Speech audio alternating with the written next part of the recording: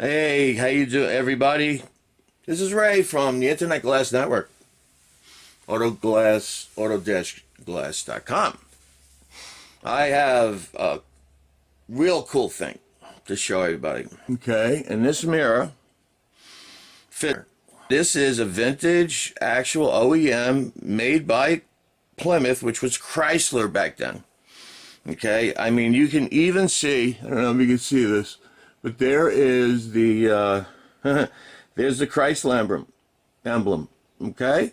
Now, back in 1966, these mirrors were pretty much done.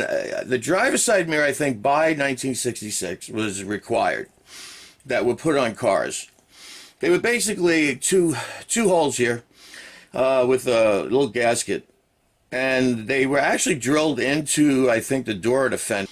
But it was a part number 43874. That was the part number that Plymouth gave this, Chrysler gave this part. Now, so anyhow, what he wants to do, he has another one, or actually I did send him to a person that has what he needs. He needed another side, he needed emblem, he needed stuff, but I actually got him to the right place. There was a guy who had a lot of Plymouth, had a lot of material of old cars. So anyhow, what he wants to do, he doesn't want me to put a regular mirror in, because he wants to take this mirror and put it on the passenger side, okay?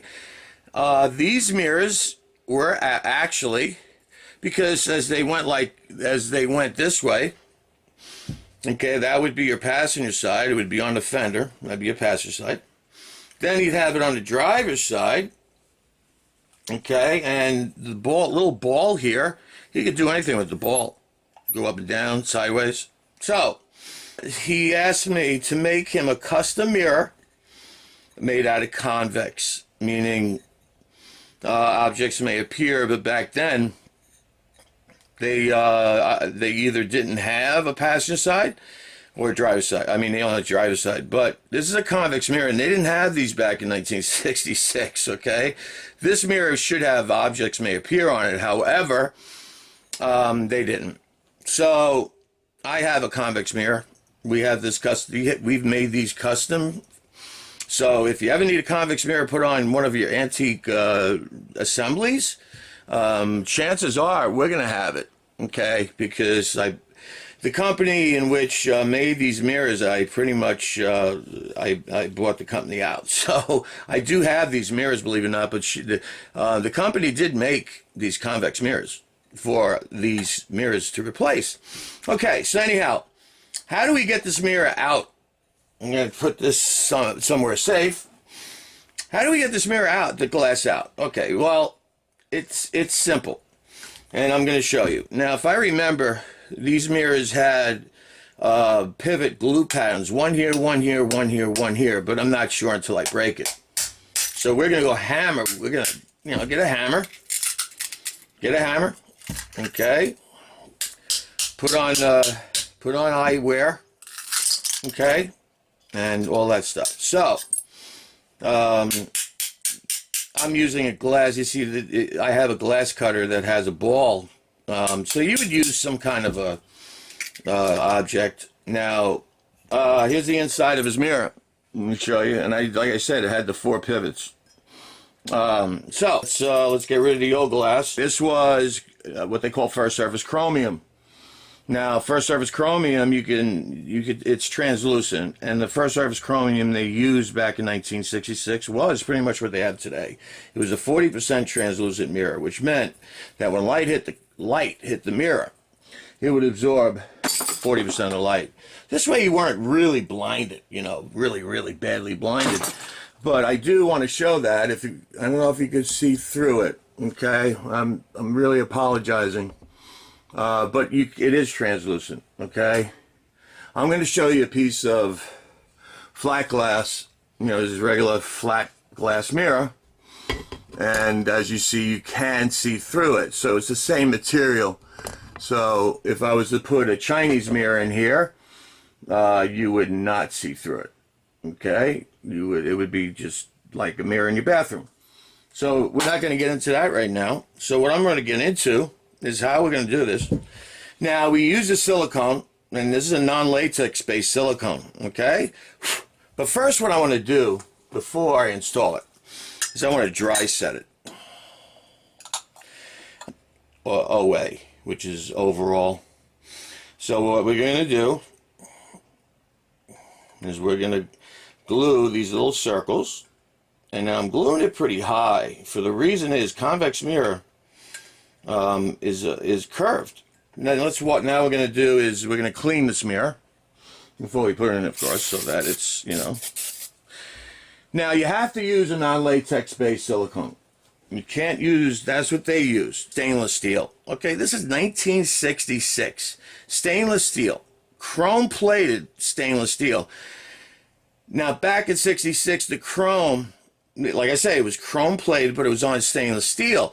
So you didn't see the pop marks. Now, chrome cannot oxidize. So in other words, chrome cannot pit. On this mirror itself is in great condition, and I would say it was made of stainless steel. So that is why it didn't pot. But I have seen used mirrors that did. So this car was in very good condition where he got this part. There is also, I want to show this, and I have no idea what it's for. They used to, these little circles, I don't know if you could see that. There's like an emblem there with a circle and an M number, okay? And I think it was showing the angle in which the mirror sat. The engineers went crazy. So, take the mirror and basically just plop it in. And you're set. And there you go. Now, also, this is the same mirror that would fit a lot of Chryslers. The Chryslers had a weird part. The diameter of the Chrysler mirrors was 4 and 12/32, or 11/32. Yeah, 11/32. Now that's a little bit. It's about an eighth of an inch. It's an eighth of an inch bigger than a 4 1/4 mirror, 4 1 1/4, which GM used. Chrysler mirrors were 4 and 11/32. I'm going to tell you something right now. There's nobody that has that mirror. Nobody has those mirrors. I have those mirrors. I can. It's charged. I had a friend of mine that had a Plymouth Roadrunner, and he crashed it twice when we were kids, and so I know his car. It was funny. Okay, so we now have it. We have it set so the mirror will not move. All right, and I'm gonna make. Right. So anyhow, here we go. 1966 mirror, convex. Now objects may appear. I don't know. Gosh, if I could show it to you, I don't know how. You would see it. Let me pull this off a second, and you will know. I don't know if you can notice that little weird, bend in the mirror. Okay, so we can make these. We could do anything custom. One thing you have to worry about, okay, before you have anything bought or made, the reproductions of these mirrors are not necessarily going to be the size. So a lot of repos, whoever manufactured them, because I actually did mirrors for a guy that did manufacture repos, and when he made them, say 4 1/2, I said to him, why didn't you make it 4 1/4, which would have been the actual size? Because I have thousands of them, okay? And he looked at me and he said to me, he says, yeah. I said, can you fix it? And he says, no, you can't. And he says, I already made the die. I already made, tool and die. You guys have a great day.